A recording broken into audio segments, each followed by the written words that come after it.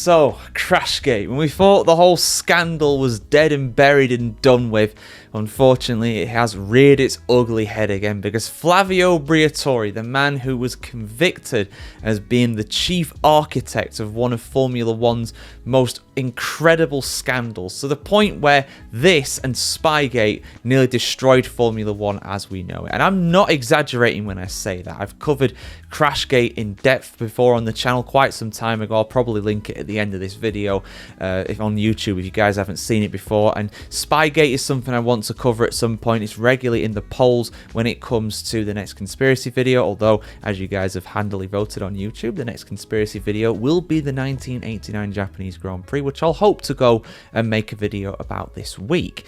But Briatore now obviously is the team principal of Alpine, which ironically is effectively the Renault organisation in Formula One. He used to be the team principal of that back in the day when Crashgate happened. So that's why I do find it incredible how Briatore has managed to manoeuvre himself back into that position. Now, of course, originally when this all came out, Briatore did actually get banned for life from motorsport. Now, this got reduced to, I think, a 3-year ban upon appeal, and now he's back in motorsport full time.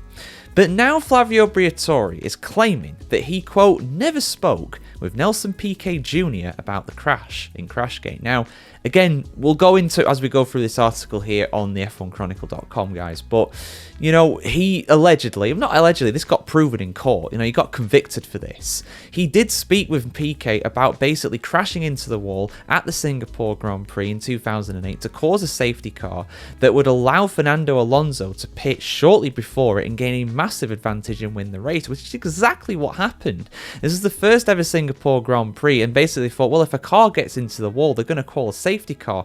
Alonso pit just before the safety car period started, and yeah, basically took advantage of that and won the race. Don't get me wrong, he drove fantastically that day, but he never would have won the race if it wasn't for that crash at that time. Now, at that time as well, you couldn't just go and pit under the safety car period. The pit lane actually got closed, and a few people did pit under safety car illegally because they nearly ran out of fuel. These being the days, of course, when, of course, refueling was a big thing in Formula 1. But anyway, I'm recalling the events too much. Go and actually look at the review we've got on Crashgate to see more in depth. I'll remake that video at some point. It was pretty early on in the YouTube days, so.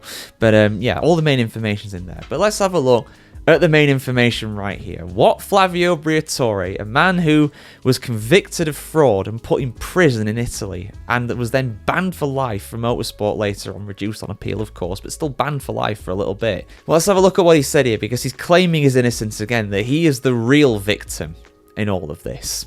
Sure, Flav. Yeah, sure. Flavio Briatore has reiterated his innocence some decade and a half after Formula One's infamous Crashgate scandal. The 75-year-old recently credited F1's CEO Stefano Domenicali for allowing him to return to the paddock as Alpine's executive advisor, having been banned for life back in 2009 for ordering Nelson Piquet to crash on purpose during the 2008 Singapore Grand Prix. Felipe Massa, who narrowly lost the 2008 title to Lewis Hamilton, is currently in the midst of legal action, insisting the deliberate crash cost him points that would otherwise have crowned him champion. That whole lawsuit with Massa is an absolute joke. I don't get why he's doing that. He's not going to get anywhere with that. Honestly, man, just give it up, but that's just my opinion. Briatore, however, now suggests to Corriere della Sera that he in fact is the real victim of the Crashgate conspiracy. When asked by the newspaper if he ever speaks with former Renault driver Nelson Piquet Jr., the Italian responded, "No, I don't care. I didn't even hear from him when he was driving for me." Sure, Flav. You never spoke to him once, and you were the head of Renault at that time. Don't believe that for a second. Piquet Jr., who is now 39 years of age, brought the Crashgate affair to light by claiming his then boss, Briatore and Pat Simmons, asked him to crash on purpose to trigger a safety car that enabled Fernando Alonso to win the Singapore Grand Prix. He and I never spoke, Briatore insists, and in fact the French court annulled the ban and ordered the FIA and asked for a symbolic refund for me. Coincidentally, the president who banned me, Max Mosley, is the same one who banned Michael Schumacher. Is he talking about 1997? When Schumacher deliberately crashed into Jacques Villeneuve at the European Grand Prix in the title decider, and he ended up getting suspended for the entire year. I mean, a bit harsh of a penalty, I will admit, but Schumacher was definitely in the wrong that day. As Martin Brundle said on the ITV commentary at the time, you hit the wrong part of him, my friend. And he did, because Villeneuve kept going and won the championship. Briatore insists he was happy to walk away from F1 in the wake of the scandal. When I left, I was tired, he said. I had won everything, discovered drivers, and it was no longer a business in which to put my heart. It was a job like any other. And my son Falco was about to arrive, and I wanted to be closer to my wife. As for those who argue that Briatore should still be banned from Formula 1, Briatore replied, I'm like a rubber wall.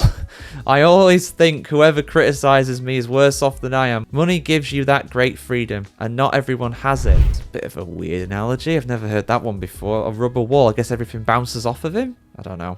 But anyway, you must have spoke to him at some point.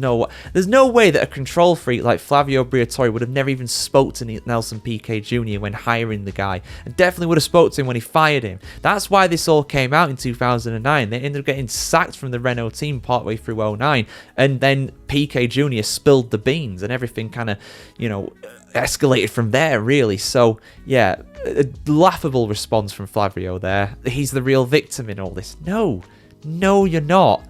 You are not the victim in this. You perpetrated a crime in motorsport. You did this. And now you're playing the victim card. I mean, look, what I will say is that Max Mosley did have a vendetta against Flavio Briatore. I can't remember why. It went back years and years. It might have been something to do with Schumacher in his Benetton days, but don't quote me on that. But I know those two, to put it lightly, did not see eye to eye. So that's why Mosley absolutely savaged him. Mosley, of course, a former lawyer, so he knew exactly how to interrogate the guy, and he got him a lifetime ban. Now that is a bit harsh, but you are race fixing. You are fixing the result of a race. It's a terrible thing to do. And I love how he says as well, oh yeah, Formula 1, I walked away. I was happy to walk away from it all. Why have you come back? If Formula 1 was just a job and you wanting to chill out and you've got all this money and you're comfortable, right? Because he's financially sound forever. There's no doubt about that. He's a very rich man. Why has he come back? But why is he back now then? Why, if he's badmouthing Formula 1 back in 09 and it didn't really mean that much to him, he achieved everything, he's still got those achievements. He's still, Benetton Constructor Champion 1995. He's still Renault Constructor Champion 05 and 06. That's not been taken away from him. I don't know, man. You try and understand Flavio Briatore will turn your brain absolutely inside out because nothing really makes sense from the guy.